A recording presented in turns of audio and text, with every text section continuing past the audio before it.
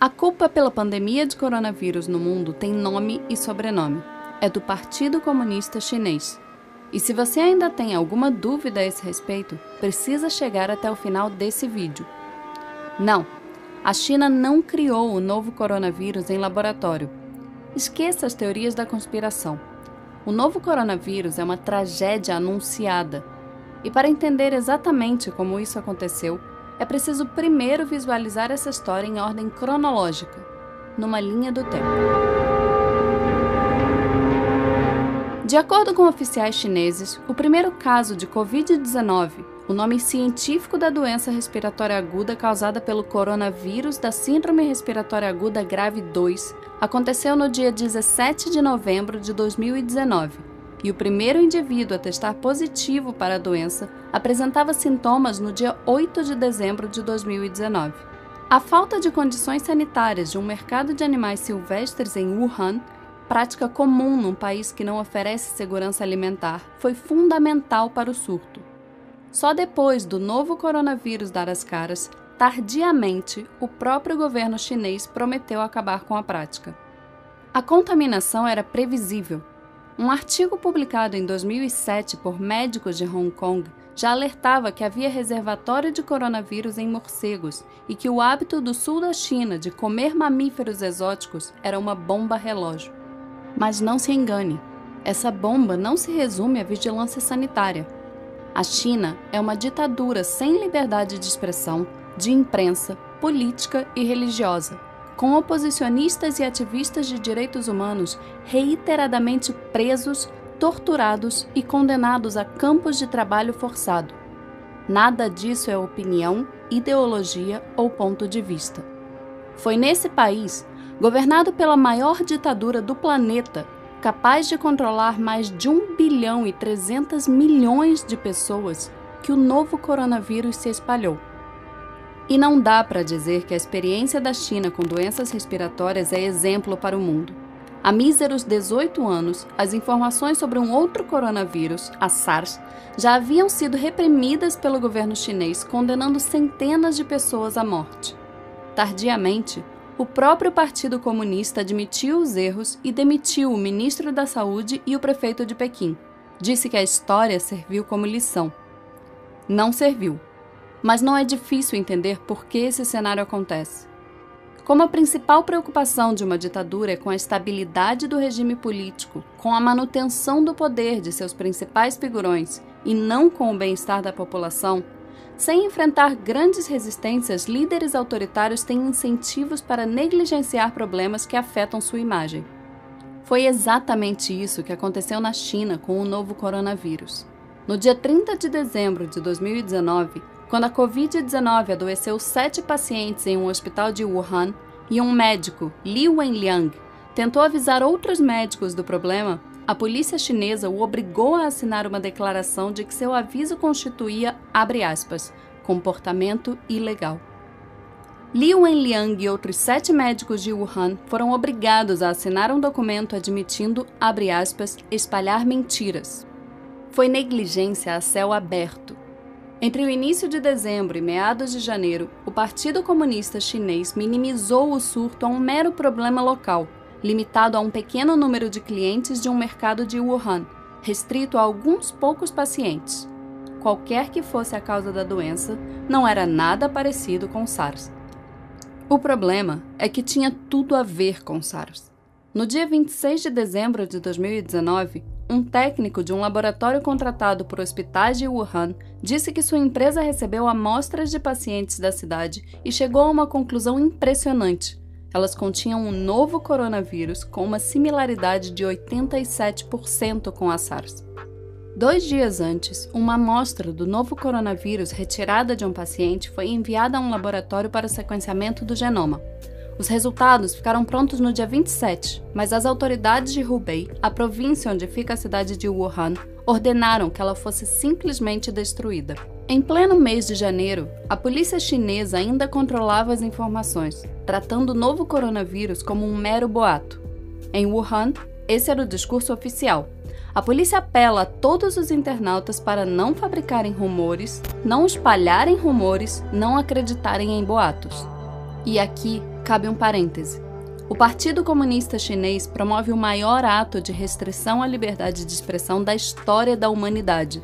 Cerca de 50 mil censuradores participam do processo de controle da internet no país, conhecido como Grande Firewall da China. No país, são oficialmente proibidos serviços como Google, Gmail, Facebook, YouTube, Wikipedia, Reddit, Instagram, Twitter e WhatsApp. Como o governo monitora os aplicativos permitidos, acaba controlando todo o conteúdo online e o tráfego de informações. E a vigilância não permanece restrita à internet. O Partido Comunista Chinês também controla todas as principais redações de jornal do país. Segundo a Reporters Without Borders, em 180 países listados, a China é o 177º em liberdade de imprensa. Não há acesso no país à BBC, New York Times, The Guardian, Wall Street Journal, Reuters, Time ou NBC.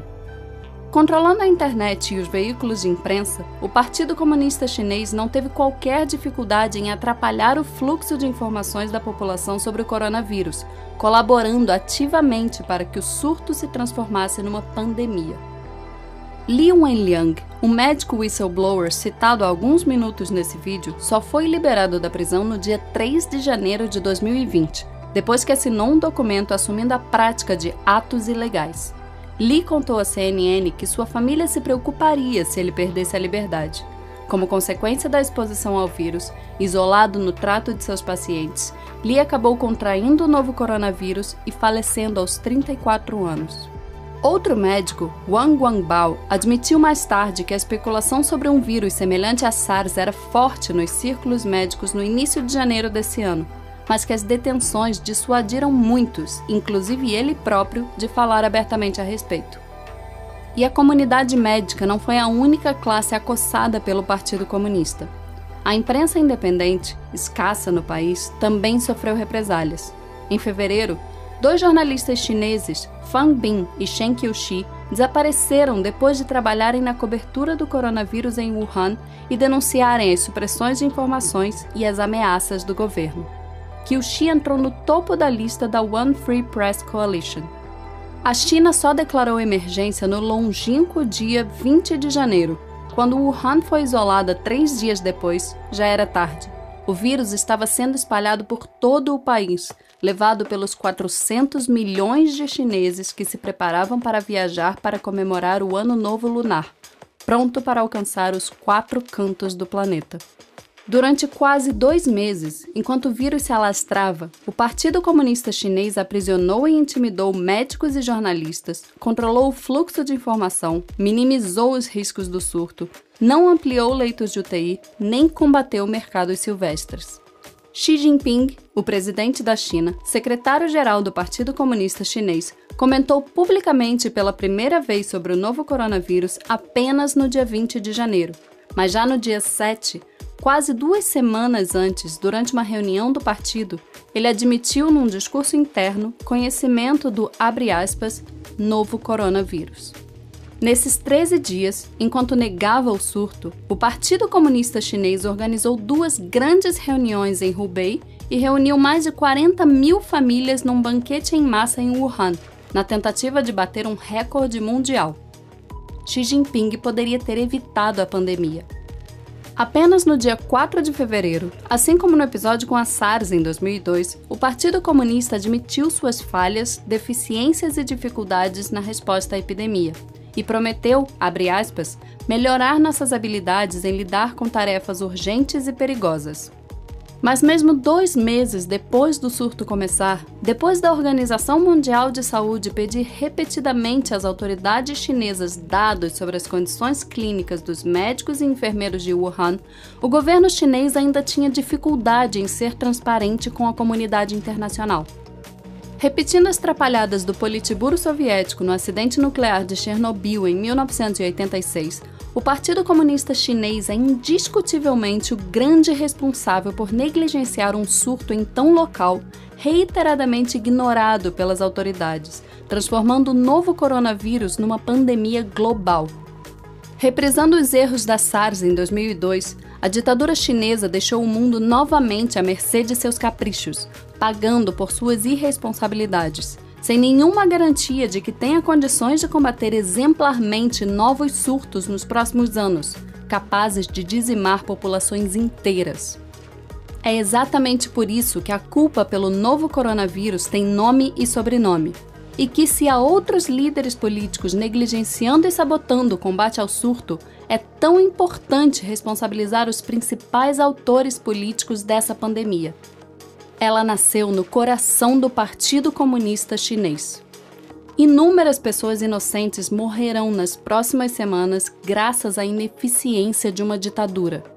Outras tantas podem sucumbir nas próximas décadas, repetindo os estragos gerados pela SARS e o novo coronavírus, caso a humanidade continue cruzando os braços com os descasos da maior ditadura do planeta.